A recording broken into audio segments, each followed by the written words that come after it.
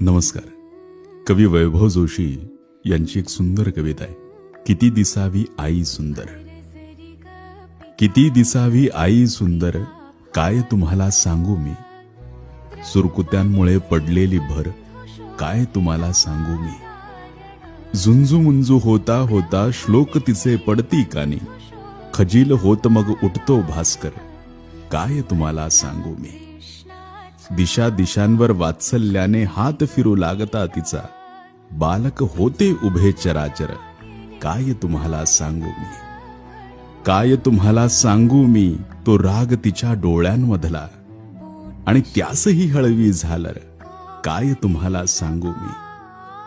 हात पोळतो पुन्हा पुन्हा, हात पोळतो पुन्हा पुन्हा, पण कुठे जाणवे दाह मला.